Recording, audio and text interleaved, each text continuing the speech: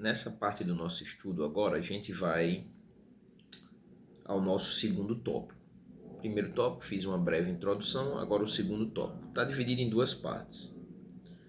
Nós vamos falar sobre o livro, as informações principais do livro de Jeremias, e na segunda parte desse segundo tópico eu vou trazer então a estrutura do livro, que seria o quê? Seria como o livro está dividido, ou eu trouxe aqui uma divisão, né? Existem algumas divisões que são feitas para que você estude o livro de Jeremias. Eu vou trazer aqui uma divisão em 5 partes, né? E a gente vai até, nessa divisão, a gente vai pular uma parte aqui para ficar um sentido mais compreensivo do estudo do texto, né? Os temas principais, podemos dizer assim, de forma cronológica, e depois eu vou dar um pulo do capítulo 30 para o capítulo 39. Então vamos a essa parte, né? Se você não viu, não assistiu, então o início, recomendo que você vá para o início, veja desde o primeiro vídeo, está localizado aí na playlist Jeremias. Então vamos lá, vamos então a uma visão mais panorâmica do livro a partir das informações que o livro traz. Eu quero começar aqui com o autor, eu não vou entrar nos debates, né, com relação à autoria. Então a autoria, o autor é o profeta Jeremias, e eu já trouxe no início, quando estava abordando a introdução, e eu trouxe o tema que o livro apresenta, e esse tema ele gira em torno do juízo e o juízo de Deus que viria sobre a nação. No entanto, o próprio Deus ele traria esperança para a nação. A nação, então, encontraria esperança também na mensagem que o profeta Jeremias ele traz para o povo, né? Traz a mensagem de juízo, sim, e o povo não deu ouvido, e veio o juízo, como nós sabemos, porque temos a revelação completa de Deus, mas também traz esperança. Havia também, não era somente juízo, mas esperança. O contexto do livro nós vimos na parte anterior, e eu abordei em 5 pontos, né? Mas de uma forma resumida, o contexto do livro vai ser a queda de Judá e o exílio babilônico, em decorrência de que o povo ele não deu ouvido então à voz de Deus. Um texto que nós poderíamos dizer assim que seria um texto chave, né, do livro, nós vamos abordar mais à frente quando nós falarmos sobre o profeta Jeremias, quem foi o profeta Jeremias, e aí a gente vai falar um pouquinho sobre o chamado de Jeremias, e eu vou abordar esse texto de uma forma mais profunda. Mas aqui eu quero trazer como um versículo-chave do livro, que é Jeremias capítulo 1 e o versículo 10, né, onde Jeremias é comissionado por Deus sobre as nações e sobre os reinos. Então vou ler esse verso e assim a gente segue. O versículo 10 ele diz o seguinte, né, Jeremias capítulo 1 e verso 10, assim: Olha, no dia de hoje te estabeleço sobre as nações e sobre os reinos, para arrancares e derrubares, para destruíres e demolires, e também para edificares e plantares. Né? Então aqui nós temos o comissionamento de Jeremias por Deus sobre as nações. Aqui eu quero também fazer uma observação nessa primeira parte da visão panorâmica do livro, nosso segundo tópico. Eu quero trazer a mensagem de Jeremias. Quero especificar então, né, a mensagem de Jeremias. E a mensagem de Jeremias, ela possuía 2 lados, né?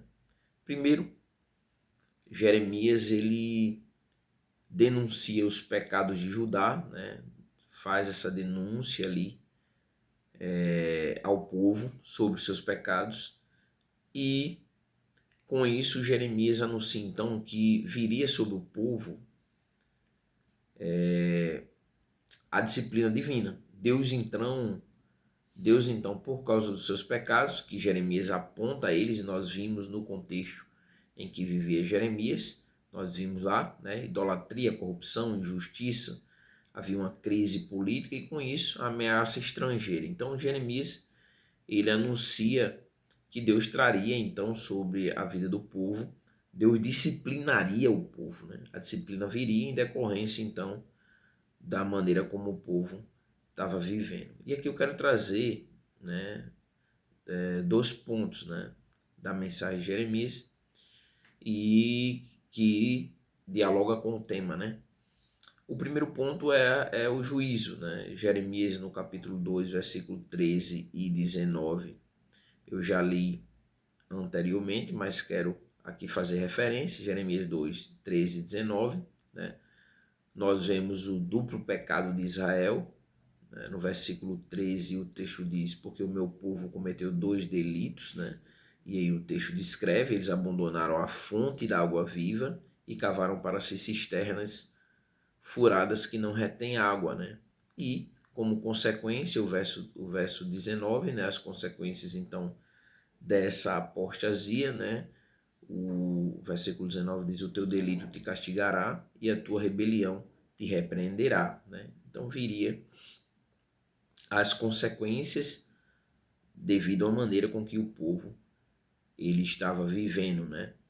E quando nós caminhamos para o capítulo 4, né, nós vamos até o capítulo 4, do capítulo 2, seguimos para o capítulo 4 e o versículo 6 e 7, de onde viria então esse juízo. Deus também descreve de onde viria, qual seria a origem então desse juízo, né?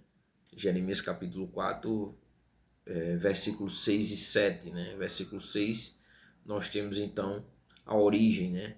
Levantai o estandarte para Sião, fugir, não pareis, pois eu trago do norte, né? A origem viria do norte, uma calamidade e uma grande destruição. E aqui ele traz, ele diz, o leão subiu da sua mata e o destruidor das nações está a caminho, saiu do seu lugar para tomar a tua terra para tornar a tua terra em desolação, né? E aí no capítulo 25 e o versículo 8 e 9, né? O versículo 8 nós vamos ter então a causa do juízo.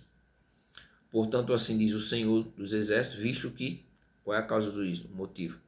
Não ouviste as minhas palavras, né? E aí Deus traria o juízo e Deus traz o instrumento desse juízo. No versículo 9 diz, eis que enviarei e tomarei todas as famílias do norte, né? Diz o Senhor, e a Nabucodonosor, rei da Babilônia, meu servo, o texto diz, eis que enviarei e tomarei todas as famílias do norte, diz o Senhor, e a Nabucodonosor, rei da Babilônia, meu servo, e os trarei contra esta terra e contra os seus habitantes, né? Andando um pouquinho, o verso diz assim, e os destruirei totalmente. Então o juízo, ele viria, né? E aqui nós temos o instrumento então do juízo, que seria Nabucodonosor.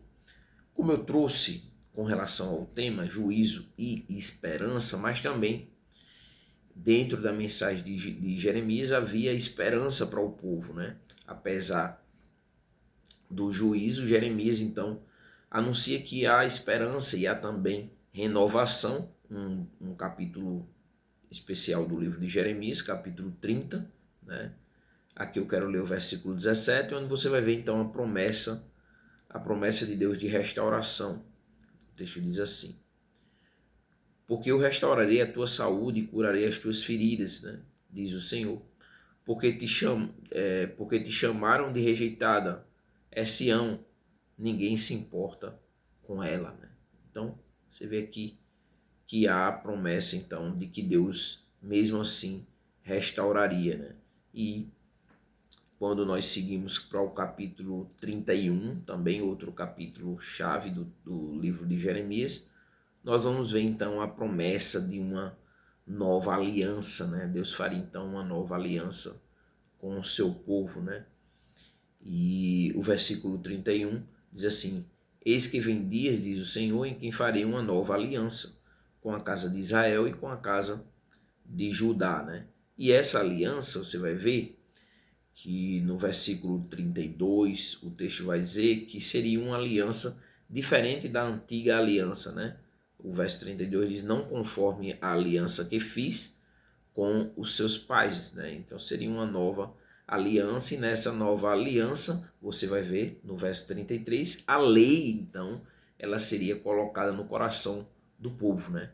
O verso 33 diz: porei a minha lei no seu interior e a escreverei no seu coração, né? Então Deus, dessa feita, né, não seria só a lei está lá em pedras, né? Mas agora dessa feita, e o povo não cumpria. O povo tinha a lei, mas o povo não cumpria a lei, né? Logo a lei condenava o homem, como nós vemos no livro de Romanos, né? Escrito pelo apóstolo Paulo. E agora essa lei seria escrita no interior, né? No interior do ser humano. Então seria desta feita, né, uma aliança e uma aliança que teria essas duas características, né? A lei seria colocada no interior, né, e escrita no coração. Quando nós vamos para o capítulo 33, ainda dentro desse ponto da restauração, né, trouxemos juízo e estamos trazendo a restauração. Novamente nós temos a promessa então de restauração em Jeremias capítulo 33 e o verso 7, que diz assim: farei voltar os exilados de Judá, né? Então a promessa, o povo voltaria, né? E os exilados de Israel, e os edificarei como no princípio. Então Deus, ele restauraria, né, o seu povo, né? E nós temos então uma promessa de uma nova aliança. Então, essas são as informações que eu acredito, que eu coloquei aqui no texto, que são informações necessárias para quem quer estudar o livro de Jeremias, para quem quer compreender.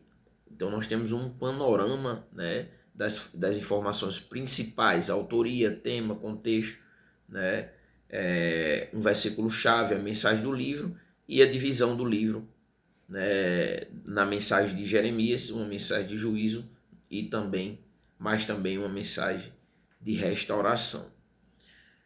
E aí a gente vai para o nosso segundo ponto do nosso segundo tópico. Nosso segundo tópico, a visão panorâmica do livro. Nós vimos as informações principais. Agora nós vamos, na sequência, a estrutura do livro. Como que o livro está estruturado. E aí nós vamos ver as divisões de forma temática, né? Como nós podemos dividir o livro e isso de forma temática. E aí eu trouxe essa divisão em 5 partes. Dá o play aí e vamos para a sequência, nosso segundo ponto.